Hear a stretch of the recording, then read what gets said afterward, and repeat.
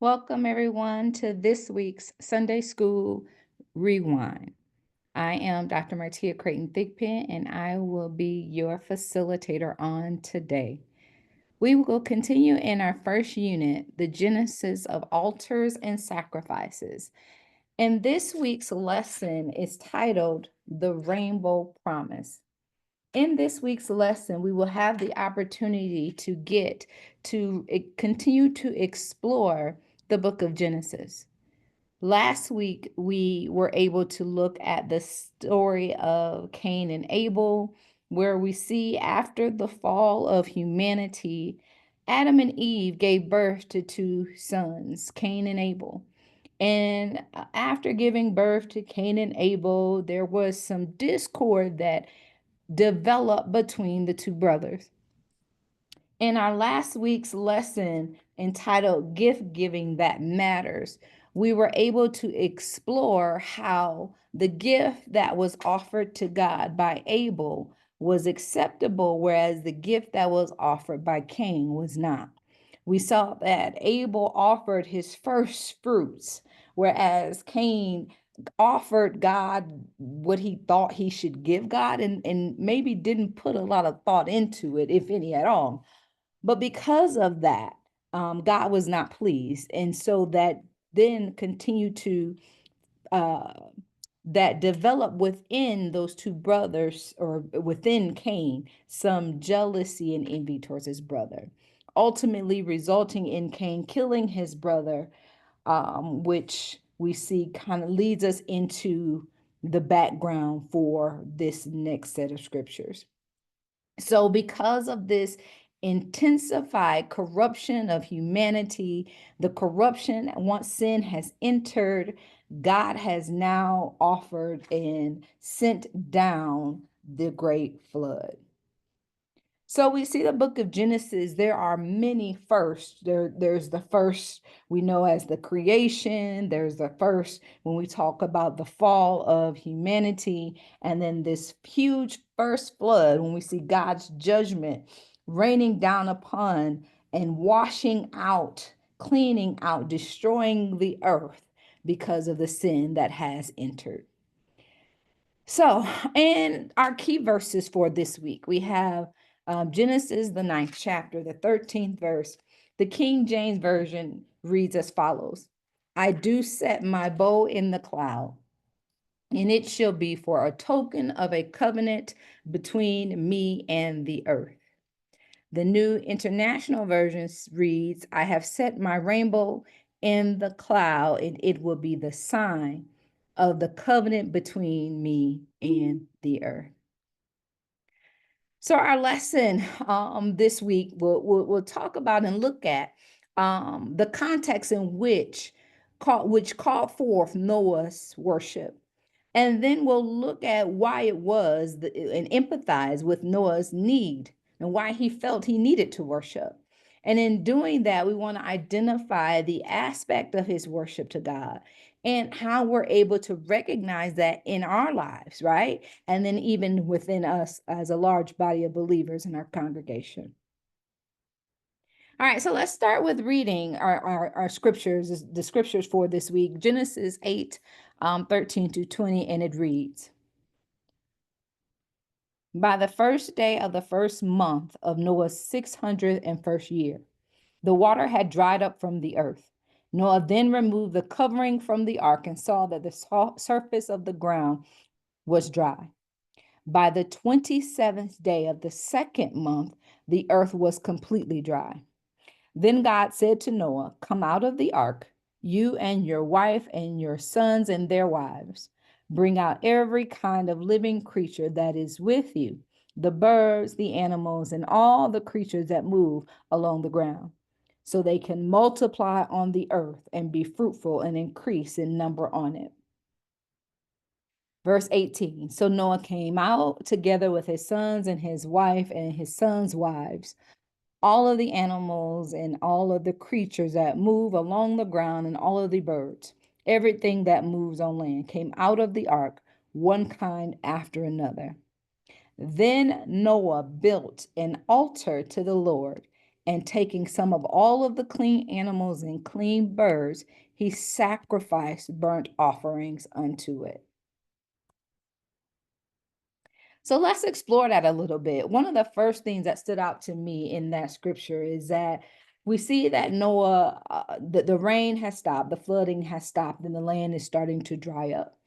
And we see that at the beginning of the scriptures, right? It was the first month when we saw that the water had started to dry up.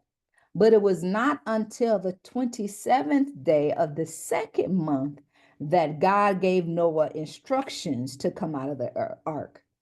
And that was important to me because how many times or how often are we able to wait patiently on God and not move until God tells us to move? Now, Noah could have looked out the ark and saw that the ground was dry that first day, right? But he didn't, and he waited. He waited until he got instructions from God prior to leaving. So one of the things that tells me, that we see that once he got off of the ark, the first thing that he did, listening to God and him and his wife, his sons and their wives, and all of the animals exit the ark. But Noah then built an altar. And upon that altar, he started to worship. He offered to God sacrifices of burnt offerings. So, what was it then that drove Noah to worship? Was it that he had recognized what he had been through? Was it that he recognized that he owed God everything? Was it that he recognized that he had been chosen and handpicked, selected by God to be this second Adam to the world? Was it that he had gratitude towards God, knowing and seeing that God had delivered him from the storm? Now, in looking at what drove Noah to worship, I believe that his worship didn't begin just immediately as he got off the ark, right? That there had to be some worship, I believe, taking place amongst Noah and his family while on the ark, watching the devastation of the lands and being grateful to God for God delivering them from what everybody else was not delivered from. So I believe there was some worship there. I also believe that there was some worship taking place prior to him exiting the ark because he was able in his worship to hear from God, to recognize God's voice, to know exactly how to follow God's instruction. And so, one of the things I want to ask or get you to think about is what is it that God-centered worship looks like? What is authentic worship, right? And then how do we respond to difficult situations then in our lives? This authentic worship, this God-centered worship, I believe, allows us to focus on the spiritual things and not the natural things. It also helps to remind us of those heavenly things and takes our focus off of those situations in our life. And then I also believe that it postures and positions us to be able to hear from God and to receive God's guidance. So when we have this authentic worship, how then do we respond to those difficult situations in our lives? Well, if we're in that habit of worship, right? If we're not just worshiping on occasion, but we recognize who God is and who we are in God, then I believe, that we're able to respond according to how God would want us to respond, recognizing who God is in every one of those difficult life situations. All right, so then moving into our key verses, Genesis 9:11 through 13 reads this: I establish my covenant with you. Never again will all life be destroyed by the waters of a flood. Never again will there be a flood to destroy the earth. And God said, this is the sign of the covenant I am making between me and you and every living creature with you, a covenant for all generations to come. I have set my rainbow in the clouds, and it will be the sign of the covenant between me and the earth.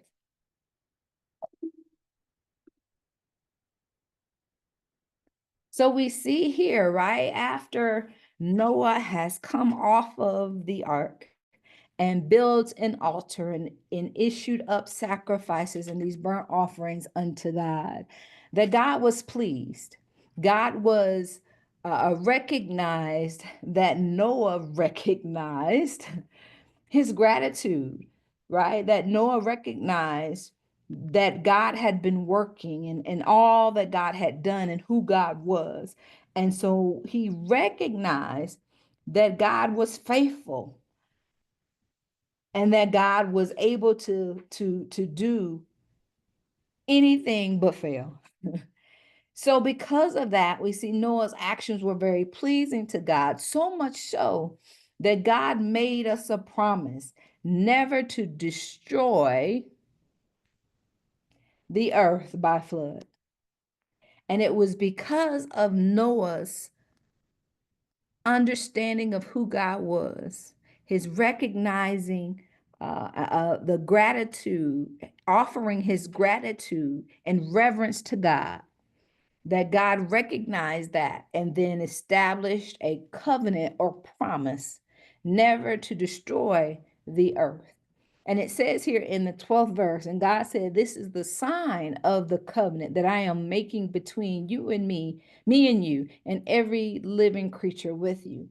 A covenant for all generations to come, not just Noah and his family right then, but all generations after that, because of the obedience, because of the gratitude and the sacrifice that Noah had issued up unto God." And then in addition to that, verse 13 says that God said, "I have set my rainbow in the clouds, and it will be the sign of the covenant between me and the earth." So not only did God just say it, right? Because God couldn't just speak it in, and we know that it's so. But God said, even more than me just saying it to you, I'm going to show you and I'm going to give you a sign, something that you can always look to be reminded of my promise to you. And in doing that, God gave us a rainbow. So, my question to you is, what are the rainbow promises that God has made in our lives? Yes, we know that in this particular story in Genesis that God gives us a rainbow to let us know that he will never destroy the earth again by flood. But I believe that there are some other rainbows that God has given us, that some signs of his covenant and his promises that he has made to us both individually and collectively. And so we need to recognize, what are those rainbow promises that God has made in our lives, right? What are those things that God has told us that he was going to do for us, those promises that God has given us? And in addition to that, he said, well, let me show you. And I'm giving you this promise. And in addition to this promise, because of your authentic worship, your God-centered worship has given me, I will give to you because of that, this promise. And my promise I will reinforce by giving you a sign in the form of a rainbow. So I want you to think about that. What are these rainbow promises that God has made and continues to make in our lives? Amen. So as we get ready to close, some of the things I want you to think about is, what do we offer to God? Right? We see in this story of Noah and his getting off of the ark, he offered to God the clean animals as sacrifices unto God, right?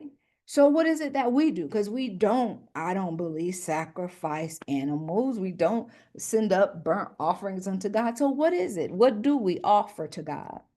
Is it our time? Is it our service? Is it our hearts? What is it that we give to God, that we offer to God through our authentic worship? And then how do we show gratitude to God? How do we show God, that we are grateful for all that God has done, that all God continues to do, and even more so, that we're grateful for who God is. What promises has God shown you? And what are the signs that you see in your life that let you know that God is yet still faithful? Rainbow promises. I pray that you have been blessed by this lesson. As we go through this, continue to explore this first unit, this book of Genesis. Be mindful of those things. And I want you to kind of think about those closing thoughts as we prepare for next week. Now, our next week lesson or topic is the value of a life. We will continue to research and go through the book of Genesis as we prepare for our next week, as we prepare for next week. Again, I pray you all have been blessed by what you hear, what you have heard, and talk about this, discuss this lesson one to another. God bless you, and we'll see you next week.